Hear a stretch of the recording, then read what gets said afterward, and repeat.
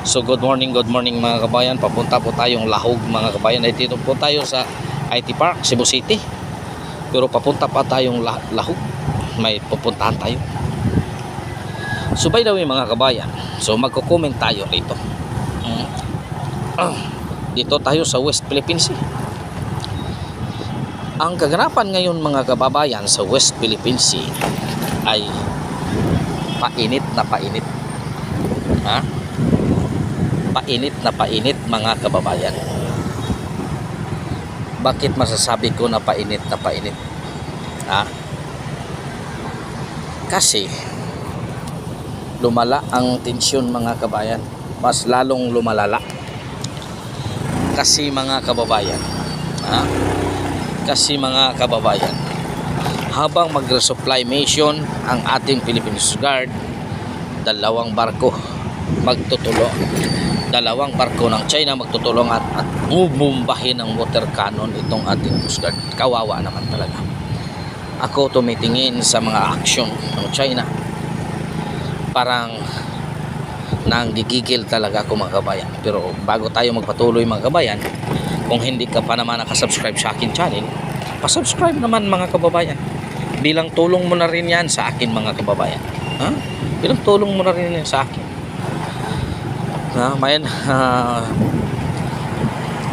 Para naman madagdagan aking mga subscriber mga kabayan. So maraming salamat sa mga nag-subscribe sa akin na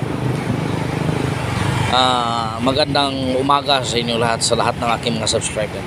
At patuloy kayong nanonood sa aking mga video. Maraming salamat sa inyo. God is good all the time. Mawalang araw, makatutulong din ako sa inyo mga kababayan. By the way mga kababayan, itong West Philippine Sea, painit na painit hanggang Taiwan. Itong Taiwan nag-prepare na para sa handa sa giyera. Itong China naman nag-drill naman, Marines drill naman para punishment daw ito ng China. Itong China talaga, napakabuli talaga country ito. Ito si Xi Jinping, bakit hindi ito inatake sa puso? Itong kalang mga sundalo, hindi naman siguro kung itong mga sundalo hindi gagawa yan ng kalukuhan kung hindi utos ng kailan Prime Minister. Ito si Xi Jinping, talaga to, hilig pambubuli. Kung gawin mo ang mga bagay na talagang para sa inyo, gawin nyo na, di ba? Hindi yung bulihin mo ang isang bansa na talaga kayo ay talaga makapangyarihan. Tirahin nyo na. Huwag nang patumpik-tumpik pa. Hindi yung sa amin yan, mula sa history, probinsya yan ng aming bansa. Isa yung probinsya sa imong mata diha.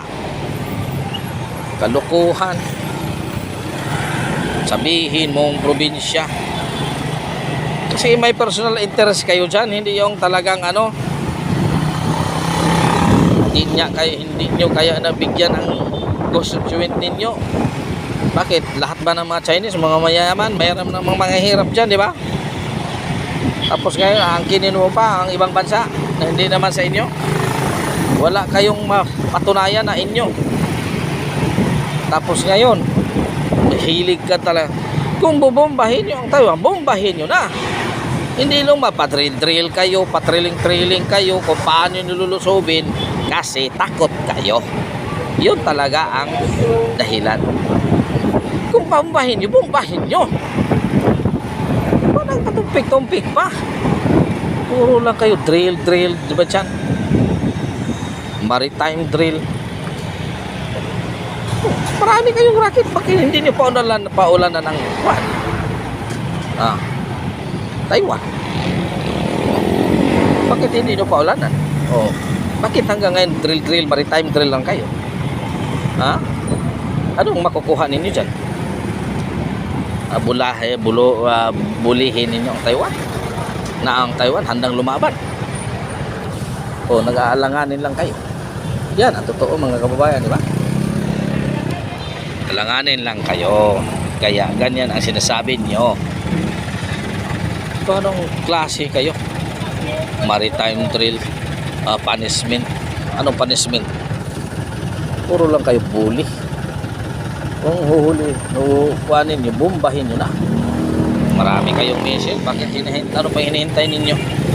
O talagang aagawin ninyo? Kasi takot kayo. Takot kayo mag-agaw.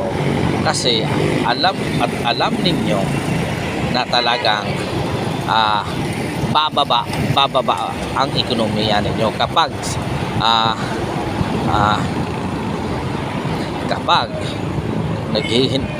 nag-create kayo ng ha?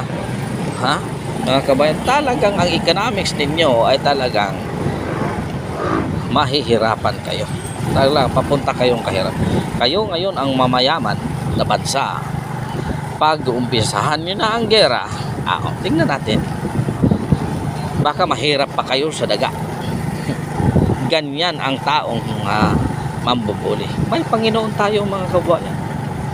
Ang itaas, ibababa. Ang nasibaba, itataas. So by the way mga kababayan, maraming salamat sa inyong lahat. Hanggang dito na lang mga kababayan. God is good all the time. All the time God is good. I love you all mga kababayan. Pitching your kaninyong tanahan.